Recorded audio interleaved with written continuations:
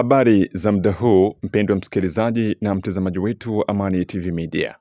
Matumaini yangu makubwa ni kwamba utakuwa salamu salamini popote ambako unaendelea kutusikiliza kwa muda na saha kama hizi. Hizi ni habari zetu za mchana wa leo, ikiwa ni tarehe 1 mwezi Disemba mwaka wa 2025.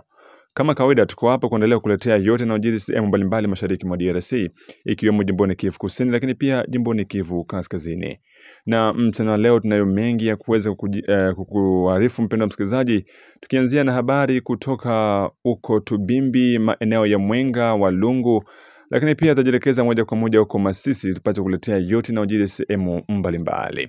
Mpendwa msikilizaji, ili endelee kupata habari zetu za kila saa na kila sekunde, na kualika wewe kusubscribe channel hii, kucomment, lakini pia kusambaza habari zetu kwa walio wengi zaidi. Hapo utakuwa unafanya jambo la heri na utakuwa wa kwanza kuwa unapata habari zetu. Kwa hivyo nakusihi kuwa nami mwanzo mpaka tamati.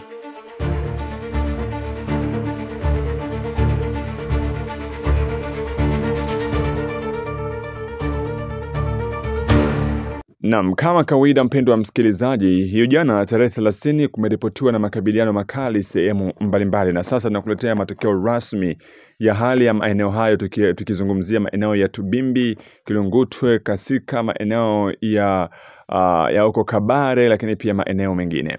Na hivyo tutafungua ukurasa wetu wa habari na habari kutoka huko jimboni Kivu Kusini, tarafani Walungu, katika kijiji cha Tubimbi, ambako kulingana na taarifa kutoka kwa vyanzo vya eneo hilo, helikopta za kijeshi na ndege za kivita zimekuwa zikifanya mashambulizi ya anga tangu mapema asubuhi katika eneo la Kilungutwe, Kasika na Tubimbi.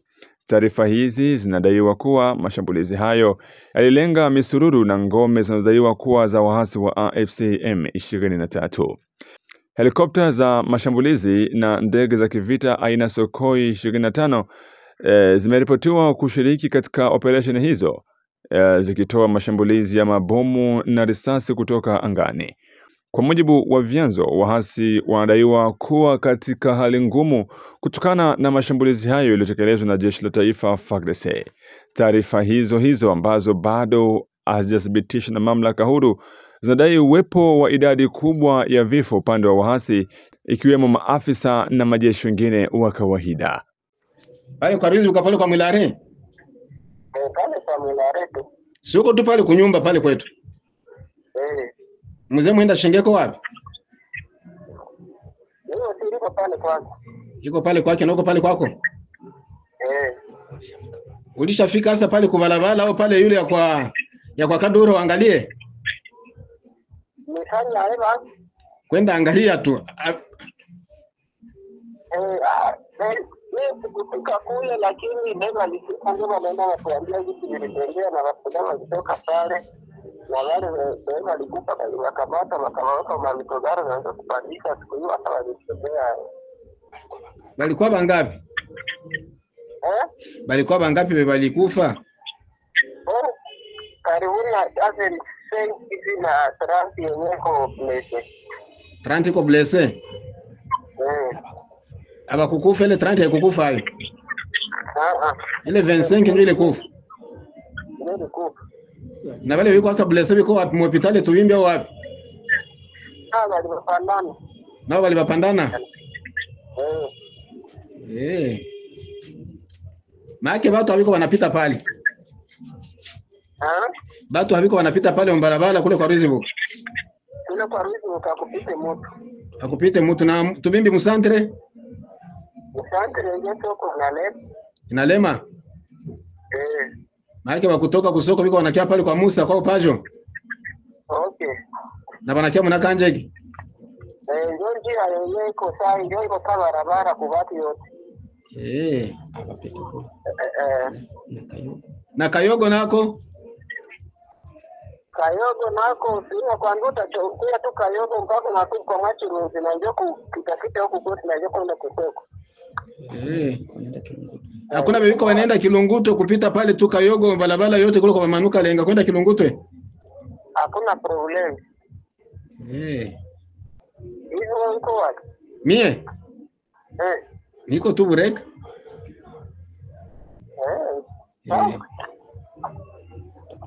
Sasa hata kule na nyewe huko nasikia hata vitu vinatembea. Vitatembea hapa, sisi tuko tu. Mbona nyewe mko kule nyinyi mtakuwa tuambie? Wale wanaona wangali mkushuka tu kule, lakini hii drone nayo ndio sasa waangamizi. Ni yako mzuri waangamizi. Nimesema population na sisi tuko mmoja kwa kijini ameafikiwa hapo kule, ndio maana naweza sema vile. Ndio tuyafikiwa huko ndio maana naweza sema vile. Sisi na sisi tunakuwa boga huko sana. Kwa sijui ile avyo ndio maana mwenyewe kwa boga.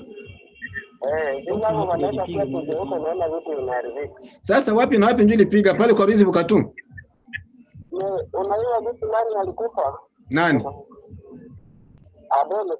Adolfo Aksanti. Wananja walimu? Wale wana ndio walimu. Asajua nini? Yeye ilitokea au baada kutomotea tu ndio kumkamata na ndio kuanza mpiga mpaka akaona anajinika na daktari. Na mule umwake ndio wanakuwa mwele nyumba yake ya briki pale.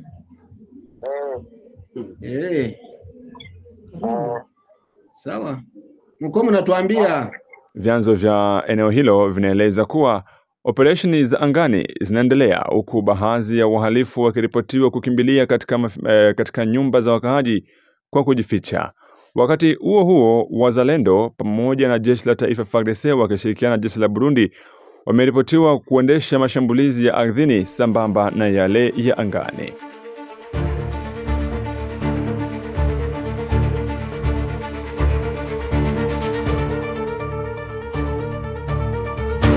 Na sasa tuelekeze moja kwa moja huko Kalungushwe ambako kumeripotiwa na makabiliano makali ya jana tarehe 30 kati ya vikosi vya wahasi wa AFC M23 na vikosi vya wazalendo katika kijiji cha Kalungushwe, ambako wazalendo walifanikisha kuweza kudhibiti kambi na kuweza kuunguza kambi mbili za wahasi wa AFC M23. Sasa jioni ya leo tutajiunga moja kwa moja na msemaji wa kundi la wazalendo kutoka maeneo hayo ili apate kutuambia ni kipi ambacho kinaendelea.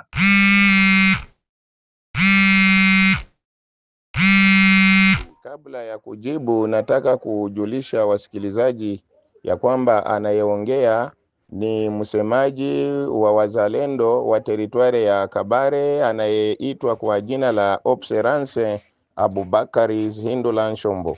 Bwana mtangazaji, kwa kweli tokea hali iliyojitokeza jana katika kijiji cha Kaburunguse baada ya kikosi chetu kumchapa adui kichapo kikubwa, kikosi hicho kilichokuwa kikiongozwa na jemedari anaitwa kwa jina la Egle, kwa kweli kikosi kile kilifanyikisha kumtoa adui katika kile kijiji cha Kaburunguse, na hadi sasa hivi ambayo tunaongea muda huu wa saa 3 ya alfajiri ya tarehe 1 mwezi wa 12 mwaka wa 2025, kwa sasa hali iko tulivu, kwa sababu unajua adui pindi anapochapwa kichapo kizuri huwa harudii bwana.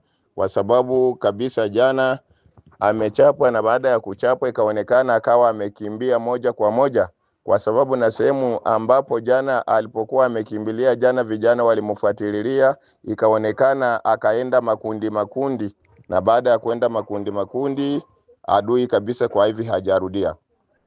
Bwana mtangazaji, swala lingine la pili ambalo mimi nilikuwa nataka kufikisha moja kwa moja, swala ambalo linatupatia changamoto sisi kama vile viongozi wa wazalendo, tunasikia ya kwamba rais wetu Felix Antoine Tshisekedi Chilombo iko katika maandalizi ya kuendelea kuisaini mikataba ambayo itakayofanyika huko Washington. Sasa sisi tunaona ni kama vile serikali ya Kongo haijawa na mono wa mbali wa kuona mbinu za wazungu pamoja na viongozi wa AFC bar M23. Kwa sababu gani? Nafikiri tarehe 14 Novemba mwaka wa 2025 rais alisaini mikataba pamoja na hao wahalifu wa M23 huko Doha, lakini baada ya kumaliza kusaini mikataba wale wahalifu walienda kuvamia ngome za FRDC pamoja na wazalendo huko wilani Kirungutwe hadi Kasika, na mpaka hivi wanaendelea kufanya offensive kutafuta kuelekea Mwenga.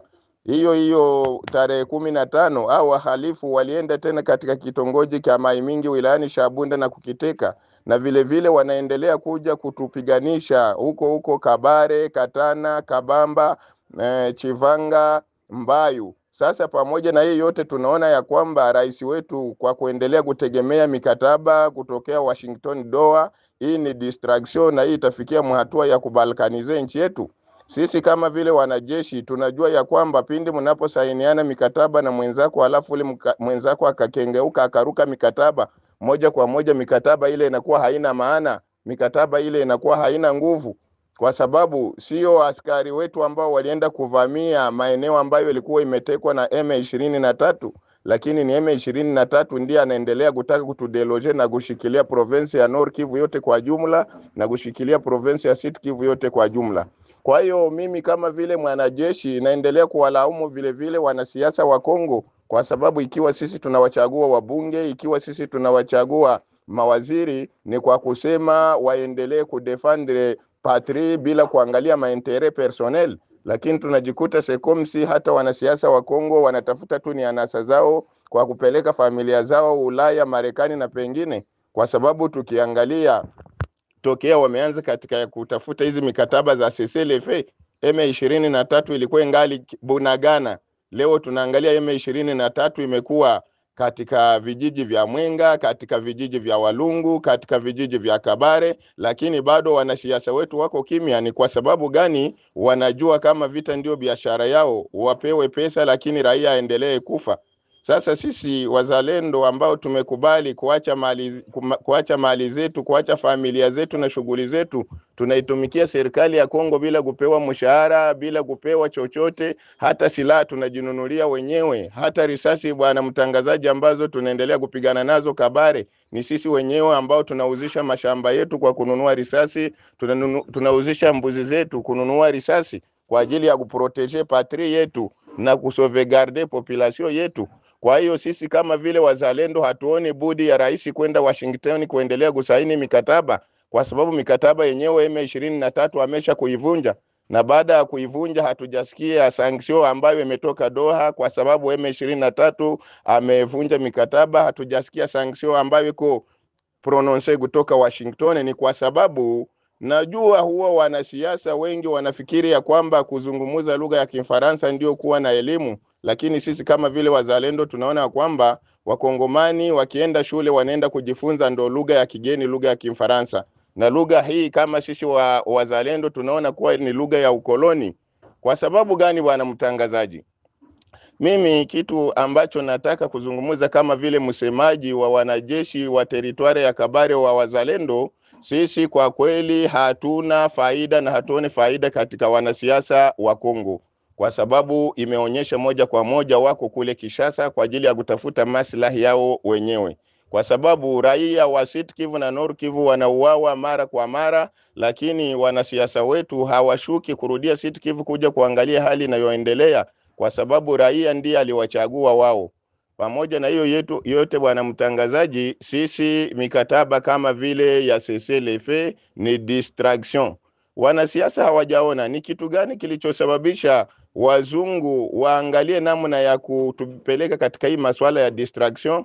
Unajua walikuwa wanajua ya kwamba baadhi ya majemedari wa jeshi letu la FARDC walikuwa wamesha kutumia rushwa ili kusaliti nchi. Walikuwa wanategemea ya kwamba wataingia Bukavu na mwezi moja wanafika Lubumbashi na mwezi wa pili wanafika Kishasa, lakini wakajikuta wazalendo wako imara ambao walikubali kukufa juu ya nchi yao, ambao hawakutumia rushwa hata moja juu ya patri. Sasa mzungu anajiuliza ni vipi miezi 10 M23 imeshindwa kufika Uvira, miezi 10 M23 imeshindwa kufika Shabunda Centre, miezi 10 M23 imeshindwa kufika Kalemia. Mzungu anajifunza mbinu ambazo ataifikisha M23 katika Kongo nzima. Ana prononce kitu kinachoita CCLF, alafu anasaini maakoro cadre, na katika hii akoro cadre tunajua kwamba wanasiasa wetu kwa ajili ya kutafuta maslahi yao wenyewe hawapendi kuonyesha raia ni kitu gani kinachotafutwa hapa na wazungu, y compris les Américains, y compris les Européens, meme aussi les Français. Ndugu yangu bwana mtangazaji, sisi kama vile viongozi wa wazalendo ambao Mwenyezi Mungu ametujalia kuwa na muono wa mbali, tumegundua ya kwamba mbinu hizi ambazo walikuwa wameleta hata mkataba katika ile accord cadre ya kusema inatakiwa kuwe mixage katika jeshi, kwa sababu walijikuta jeshi la M23 Bare Twirwaneho limeshindwa na progresio juu ya kufika Kishasa. Wakaomba sasa wapeleke rais mambo ya kufanya mixage ya kuchanga jeshi, na hii masuala ya mixage ni kutaka watumie ujanja. Na ujanja ni ujanja gani bwana mtangazaji wa Amani TV? Ni ujanja ambao walichukua kwa sababu wanajua katika kuchanga ili jeshi la M23 litafika Uvira, litafika Kalemia, litafika Kamituga, litafika Kindu, litafika Lubumbashi, na baada ya kufika kule katika hii mikataba ya CCLF, baada ya miezi fulani wanajikata tena wanajiprononce kama wao ni M23 na pale wanabalkanize este ya Kongo. Kwa sababu gani wanamtangazaji? Kwa nini wanasiasa wa Kongo juu ya kupenda maslahi hawapendi kuona mbali na hawapendi kukumbuka mambo ambayo yamepita hapo awali? Tukiangalia hapa mwaka wa 2019 2019 wanamtangazaji, wazungu walituletea kitu ambacho waliunda kusema kama EAC Union Africaine, kusema itakuja huko Nord Kivu kutafuta ADF Nalu na Nteramwe, lakini baada ya miezi fulani wao kuwa kule Nord Kivu, ile iliyokujwa kama vile jeshi la EAC iligeuka tena ndio M23 ambayo leo inasumbua este ya Kongo kwa jumla. Kwa hiyo sisi kama vile viongozi na wasemaji wa wazalendo, sisi tunaona hii masuala yoyote ile ya CCLF ni kutaka kuibalkanize nchi yetu ya Kongo. Kwa sababu gani? Tunataka kwanza kuwauliza wanasiasa wetu, wale wabunge wetu na mawaziri ambao tuliwachagua wa Sud Kivu na Nord Kivu. Tumesikia kwanza jana katika budget ambayo imetolewa ya 2026, katika ile budget hawakuwekwa Nord Kivu, haikuwekwa Sud Kivu. Sasa tunataka tuulize msemaji wa taifa kama vile Patrick Muyaya atujulishe, kwa sababu amesema ya kwamba Sud Kivu na Nord Kivu ni kitu kidogo. Bimana amemaanisha hata kama Sud Kivu itakuwa balkanize na Nord Kivu wanaweza wakaishi kule Uweste na kule Bakongo Bandundu. Na misemo kama na hii bwana mtangazaji ni kwa sababu utokea 1996 sisi kama vile wazalendo tunaendelea kuvivre matatizo. Raia wetu wa Sud Kivu wanauliwa kama vile nyama, wanauliwa kama vile ndege, wengine wanatupwa baharini, wengine wanaanza tumbukiziwa hata chooni, watoto wadogo wanauawa na M23. Lakini masuala kama na hii haijafikia huko Kishasa, na ndio maana huwa watu wa Uweste, watu wa Bakongo wanaona vita kama vile ni mchezo, kwa sababu haijawafikia ana kwa ana tokea 1996. Kwa hiyo bwana mtangazaji, hizo ndizo habari ambazo mimi nimekuletea, kwa sababu hii masuala ya mixage unasikia leo wanaanza kutuambia kama batafanya armée conjointe ambayo itakuwa na ba Amerike, ba Ugande, ba Rwandeze, ba Somali, ba Sudanais etc. Hii yote ni mbinu ya kuja kumuneutralize muzalendo na kuja kumaliza uzalendo. Kwa sababu gani? Wameshaona kwamba imekuwa vigumu kwa wazalendo kupokea rushwa, imekuwa vigumu kwa wazalendo kukubali kusede patrie, kwa sababu sisi tumesha saini la patrie ou la mort. Merci bwana mtangazaji.